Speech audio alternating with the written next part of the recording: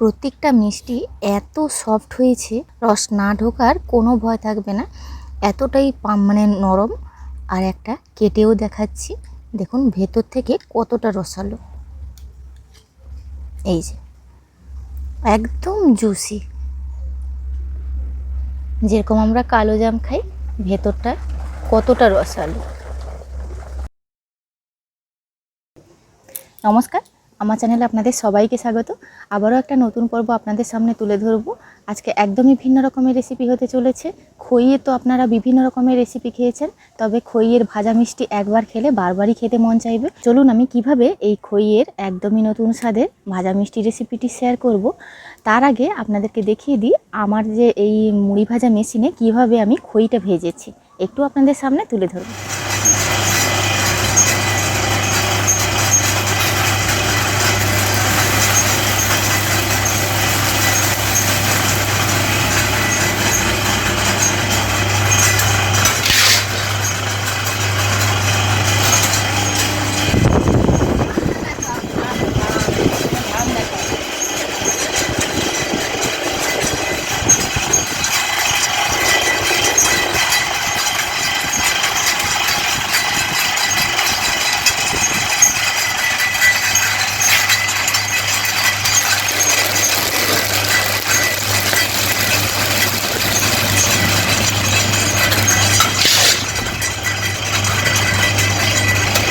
আপনারা দেখলেন আমি কিভাবে মেশিনে খইটা ভেজেছি। তবে এখন মানে মেশিন হয়েছে বলে মেশিনে ভাজা হয়, আগে কিন্তু এমনি খোলায় বালি গরম করে খই ভাজা হতো।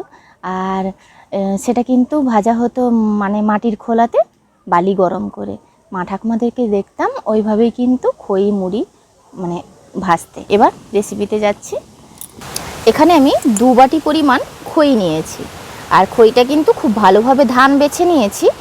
এবার উষ্ণ গরম দুধ নিয়েছি, এটা কিন্তু ভিজিয়ে দেব।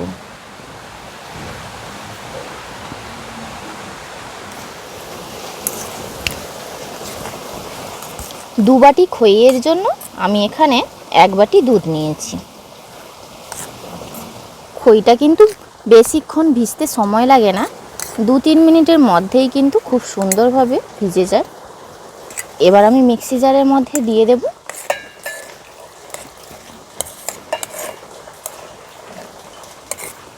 লিকুইড দুধের পরিবর্তে কিন্তু জল দিয়েও গুঁড়ো দুধ ব্যবহার করতে পারেন। খইটা মিক্সিতে দিয়ে এইভাবে কিন্তু পেস্ট করে নিয়েছি। 1 চামচ ঘি দিয়ে দিলাম ফ্রাইং প্যানে। এখানে আমি 2 টেবিল স্পুন ময়দা নিয়েছি। এই ঘিয়ের মধ্যে ময়দাটা কিন্তু হালকা আঁচে ভাজতে হবে, এতে করে খুব সুন্দর একটা ফ্লেভার আসবে। এবার আমি দুধ আর খইয়ের মিশ্রণটা যে পেস্ট করে নিয়েছি সেটা দিয়ে দিলাম। খুব ভালোভাবে মিশিয়ে নেব এই ময়দার সঙ্গে।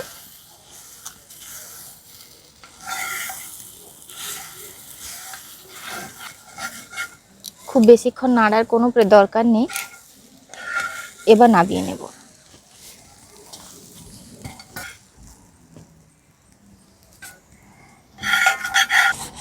খুব ভালোভাবে মিশিয়ে নিচ্ছি।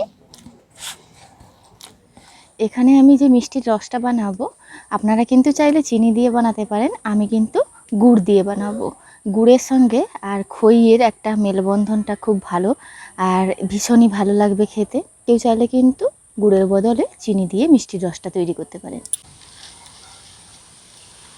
1 বাটি পরিমাণে গুড় দিয়ে দিলাম।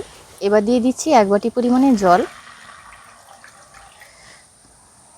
এই গুড়ের রসের মধ্যে দিয়ে দিচ্ছি 4টে এলাচ। এখানে একটা পাতলা শিরা তৈরি হবে, জাস্ট গুড়টা মিলিয়ে যাওয়া অবধি কিন্তু অপেক্ষা করেছি।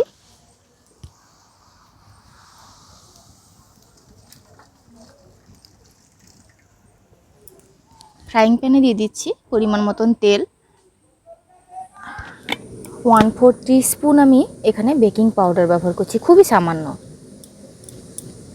কয়েক ফোঁটা জল দিয়ে দিলাম যাতে খুব ভালোভাবে মিশে যায়।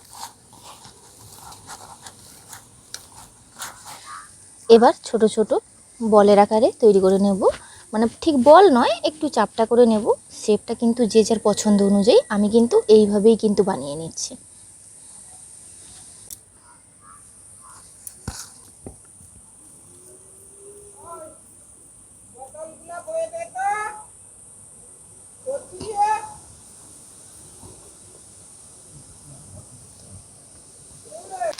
এই কটা বানিয়েছি, ভেজে নেব।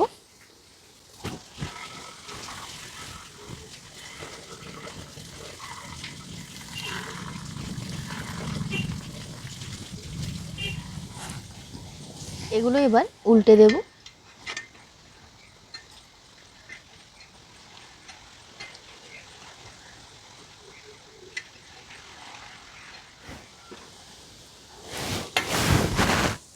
হালকা লাল করে ভেজেছি, এবার কিন্তু সরাসরি তুলে এই ঈষদুষ্ণ গরম গুড়ের শিরার মধ্যে দিয়ে দেব। আর এই মিষ্টিগুলো কিন্তু দেওয়ার কিছুক্ষণের মধ্যেই কিন্তু রস ঢুকে যাবে আর খুব সুন্দর নরম হবে। এগুলো এতটাই সফট হয়,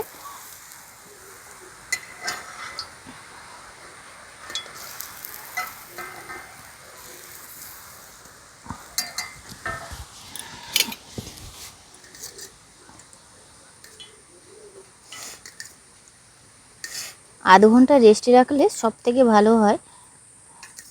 এইভাবে কিন্তু মাঝে মধ্যে আমি উল্টে পাল্টে দেব আর বাকিগুলো কিন্তু ভেজে নেব।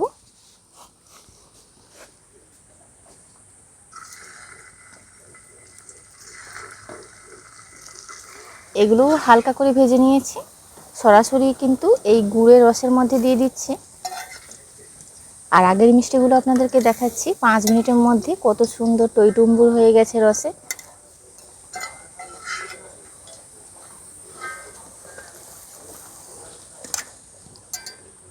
এগুলোও উল্টে দেব।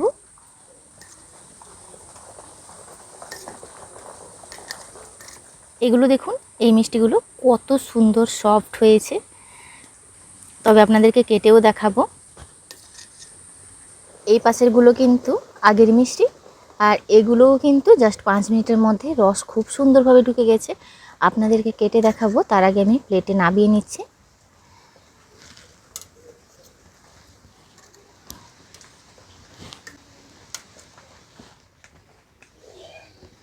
ওপর থেকে এই গুড়ের রসটা দিয়ে দিচ্ছি, ওপর থেকে গ্রেট করা কাজু দিয়ে দিচ্ছি।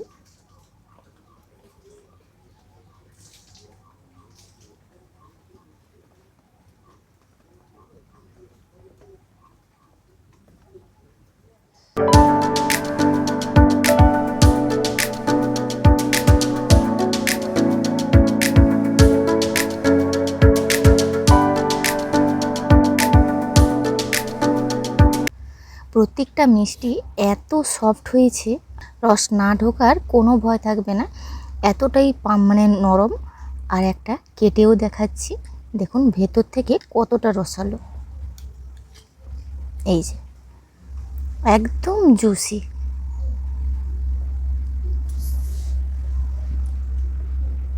যেরকম আমরা কালো জাম খাই, ভেতরটা কতটা রসালো। একটু খেয়ে বলো কেমন হয়েছে। খাবো।